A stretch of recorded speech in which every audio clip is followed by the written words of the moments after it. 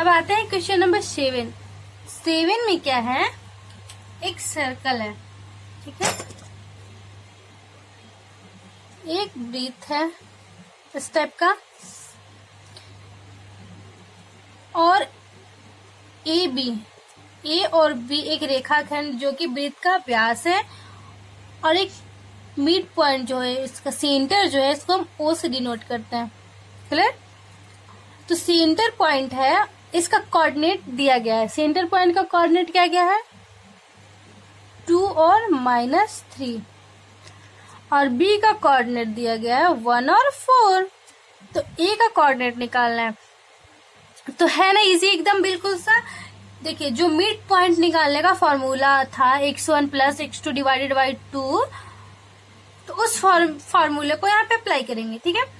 क्योंकि देखिए यहाँ पे AO इक्वल टू OB होगा, क्योंकि यहाँ AO है हमारा त्रिज्या है, वृत्त का त्रिज्या है, और OB जो है हमारा वृत्त का त्रिज्या है। तो त्रिज्या इक्वल होती है, 2 सेंटीमीटर का ये है तो ये भी 2 सेंटीमीटर का होगा।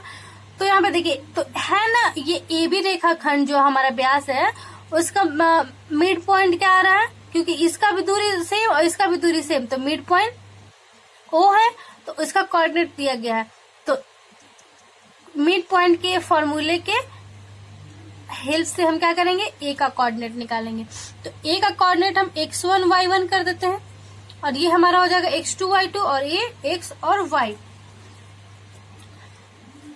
तो हम यहाँ पे लिखेंगे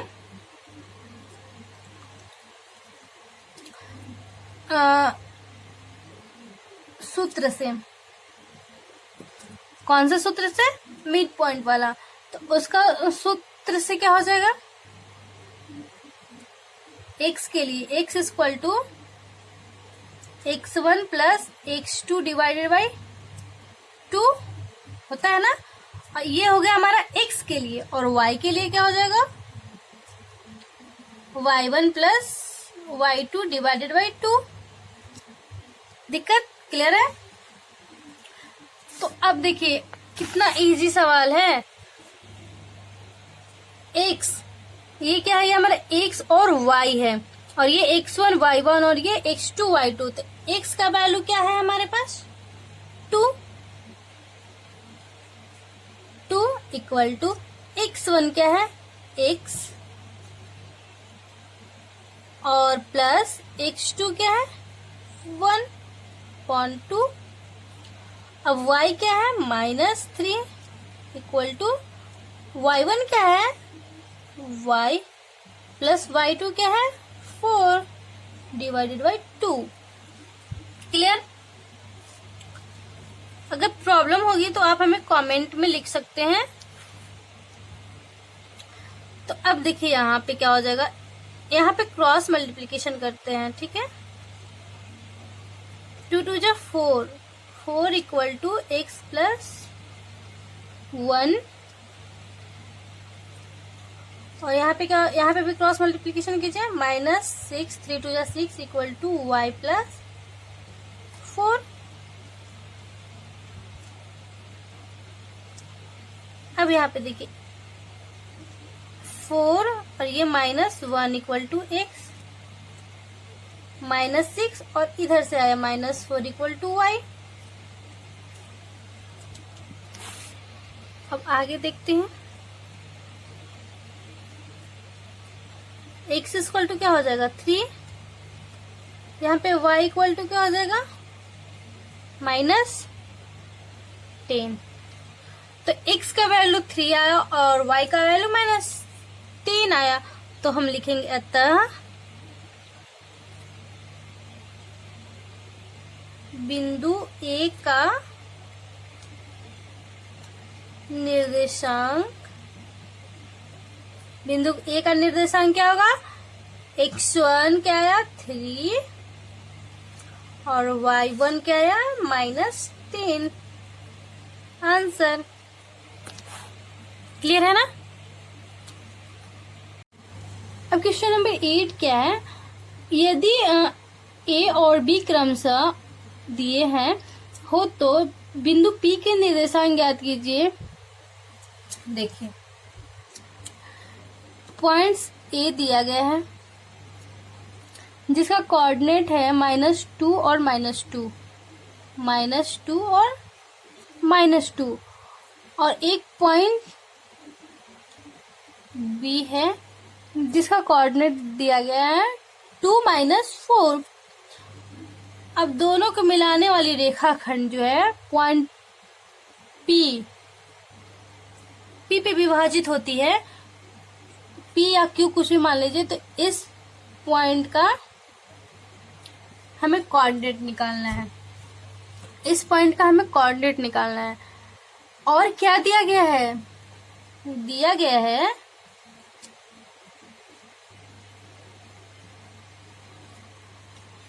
AP equal to 3/7 AB। It means ये AP equal to 3/7 AB, AP equal to 3/7 AB। मतलब कि 3/7, AP का वैल्यू 3 है, यहां से यहां तक की दूरी 3 है, और AB पूरा 7 है। तो PB का क्या हो जाएगा वैल्यू? 7 - 3, यहाँ पे 4, यानी कि 3:4 में ये डिवाइड है। तो हम यहाँ पे लिखेंगे AP ratio PB equal to 3:4। ये 3:4 में विभाजित हो रहा है। तो हमें ये P का कोऑर्डिनेट निकालना है। तो P का कोऑर्डिनेट निकालना है तो आप बता सकते, आपके पास मैं फॉर्मूला बताई ही हूँ। क्या, कौन सा फॉर्मूला यहाँ पे अप्लाई करेंगे? M1 x2 plus M2 x1 divided by M1 plus M2 और M1 y2 plus M2 y1 divided by M1 plus M2। ये फॉर्मूला को यूज करते हैं, ठीक है। तो हम यहाँ पे लिखेंगे P का निर्देशांक,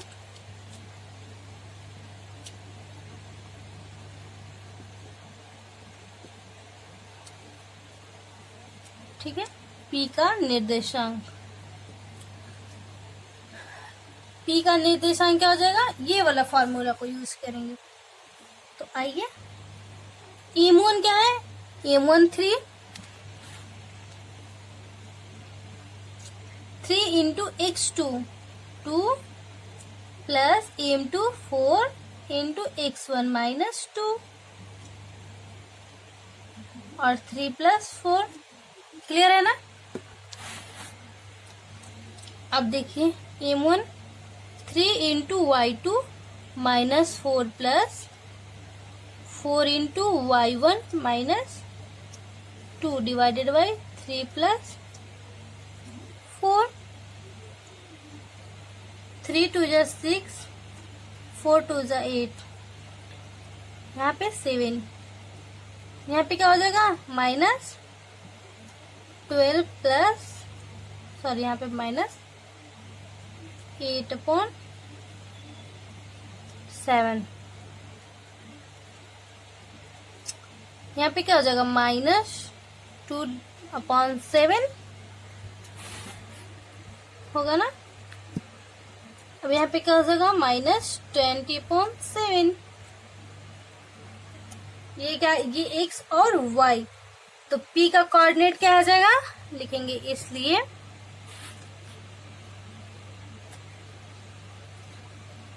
P का निर्देशांक क्या हो जाएगा? -2/7, -20/7। आंसर क्लियर है ना? पॉइंट A और पॉइंट दिया गया है जिसको मिलाने वाली रेखाखंड, जो मिलाने वाली रेखाखंड है 4 बराबर भागों में बांटती है। बराबर भागों में मतलब इक्वल पार्ट्स में डिवाइड करती है। तो देखिए यहाँ पे एक भाग हो गया, ये एक भाग ये हो गया 2, 3, 1 2 3 4, 4 भाग में ये डिवाइड हो गया। तो इसका हम नेमिंग कर लेते हैं PQR, नेमिंग कर दिए। और क्या इसमें दिया गया है, बराबर भागों में डिवाइड किया हुआ है। तो हमें अब इसका रेशियो देखना है। बराबर भाग में डिवाइड किया हुआ है तो इसका 1 रेशियो होगा, तो इसका भी 1 1 1, सारे लोग इक्वल पार्ट्स में है। तो देखिए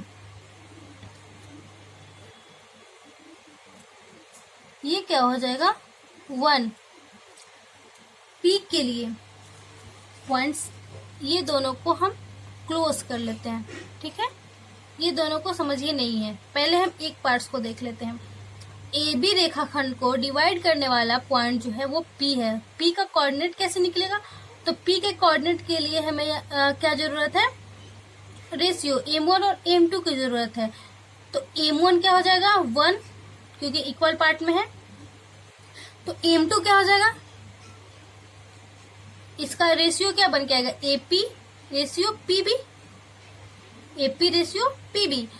तो PB का क्या रेशियो होगा, देखिए 3 भाग में ये डिवाइड है ना, तो 1 2 3, तो ये सारे 1 हो गए। तो यहाँ पे ये पूरा क्या हो जाएगा,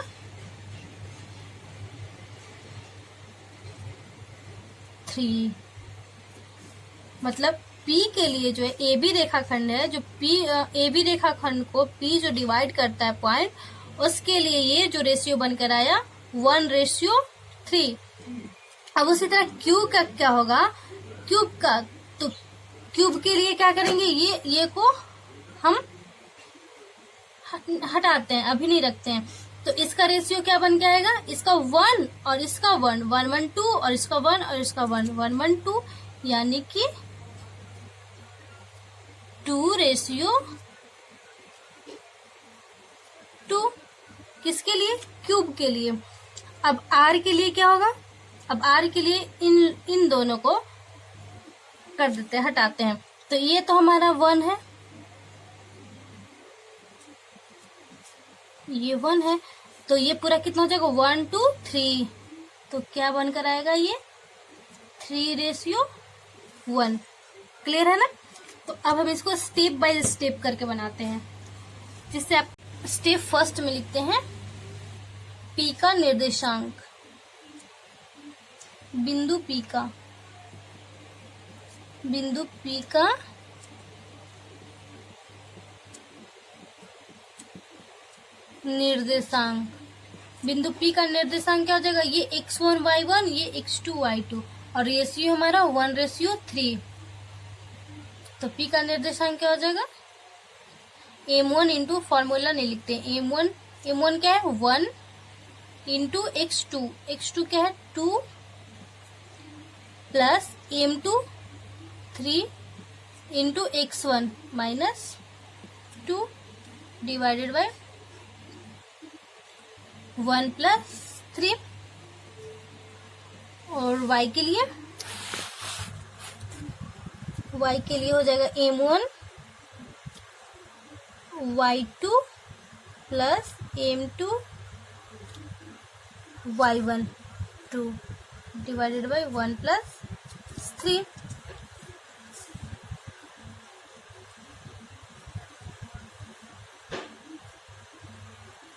क्या हो जाएगा 2 और -6/4,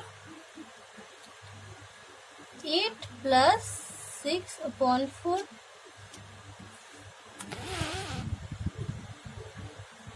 -4/4, 14/4।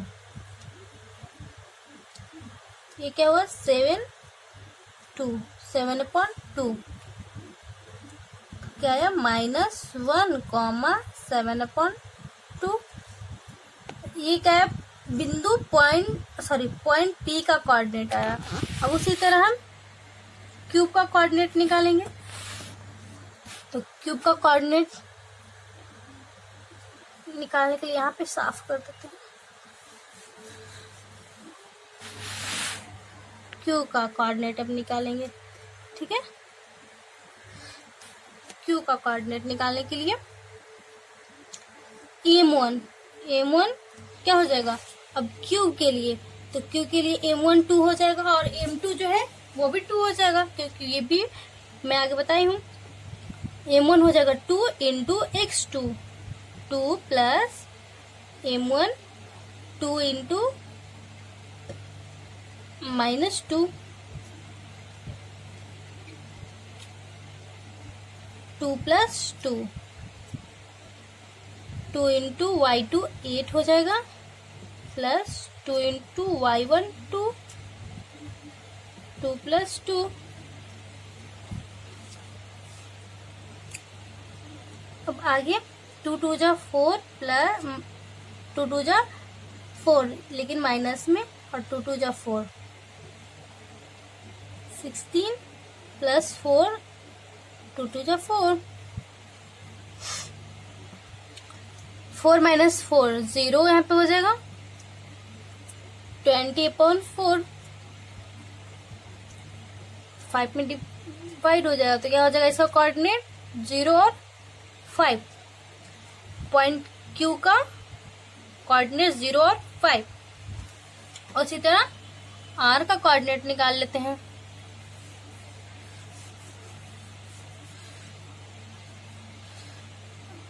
उसी तरह आर का कोऑर्डिनेट निकालते हैं, तो आर के लिए क्या हो जाएगा 3:1,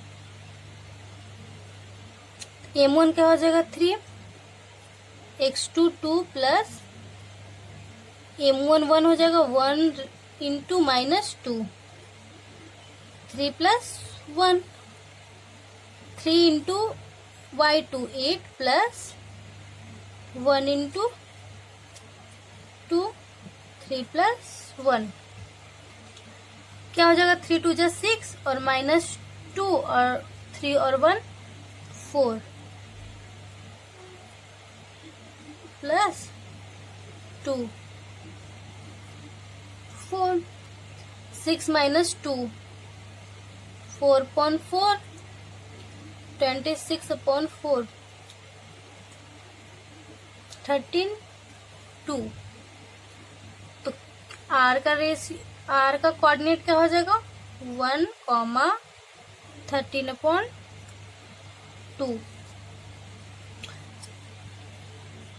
1, 13/2, ये आर का वैल्यू, आर का कोऑर्डिनेट आ गया। तो अब हम लिखेंगे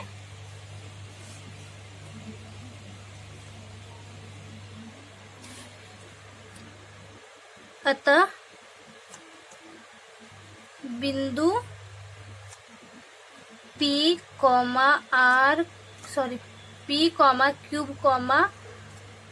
आर का निर्देशांक क्या क्या आया, P का क्या आया था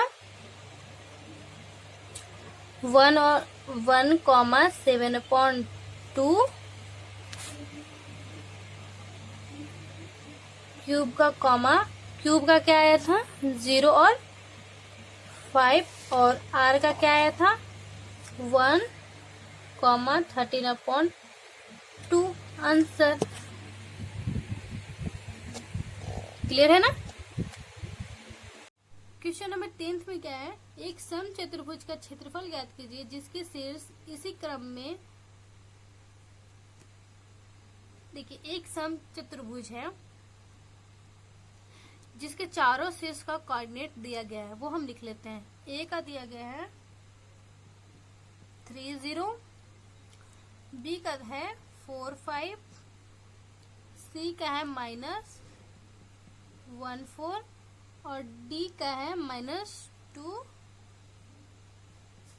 -1 दिया गया है। तो संकेत में क्या है, समचतुर्भुज का क्षेत्रफल ज्ञात कीजिए। समचतुर्भुज का क्षेत्रफल दिया भी गया है 1/2 गुने उनके विकर्णों का गुणनफल। तो देखिए समचतुर्भुज विकर्ण से इस समचतुर्भुज का विकर्ण क्या है, AC है और एक BD है, 2 विकर्ण है। तो AC का हम लेंथ निकाल लेते हैं डिस्टेंस फार्मूला से, और हम बीडी का लेंथ निकाल लेते हैं डिस्टेंस फार्मूला से। और उसके बाद हम संकेत में क्या लिखा है, 1/2 गुना उनके विकर्णों का गुणनफल, तो विकर्णों का लेंथ निकल आएगा, तो विकर्णों का गुणनफल। तो आ गया मेरा चतुर्भुज का क्षेत्रफल निकल आया। तो हम सबसे पहले क्या करेंगे, विकर्ण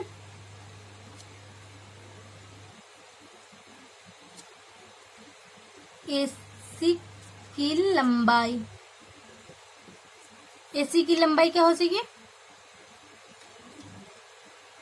डिस्टेंस फॉर्मूला से √अंडर x2 - x1, याद है ना, x2 x1 y1 x2 y2 -1 - 3 का होल स्क्वायर प्लस 4 - 0 का होल स्क्वायर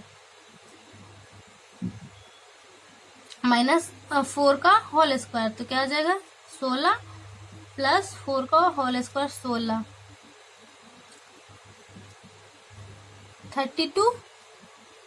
32 को हम निकालेंगे तो 4√2 आएगा।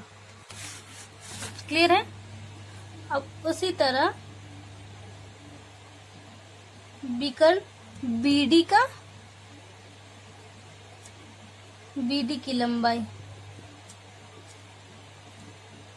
x1 y1 x2 y2, तो x2 - x1 -2 - 4 का होल स्क्वायर प्लस -1 - 5 का होल स्क्वायर, 6 का होल स्क्वायर 36 प्लस 6 का होल स्क्वायर 36, 6 6 12 3 3 72, 72 को हम रूट से निकालते हैं तो 6√2 आता है। क्लियर है।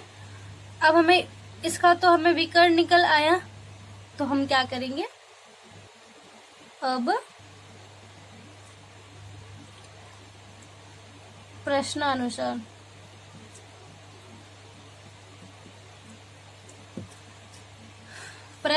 क्या दिया गया है, समचतुर्भुज का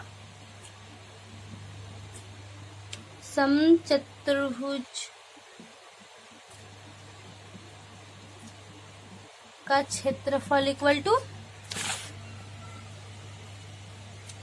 1/2 गुने विकर्णों का गुणनफल।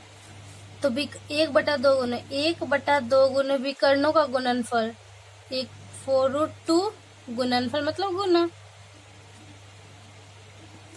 तो यहाँ पे कट कीजिए, 2 2 जा 4, तो यहाँ पे क्या 2√2 इंटू 6√2, 6 दूना 12 और √2 इंटू 2 कितना हो जाएगा 24 सेंटीमीटर स्क्वायर आंसर। ये समचतुर्भुज का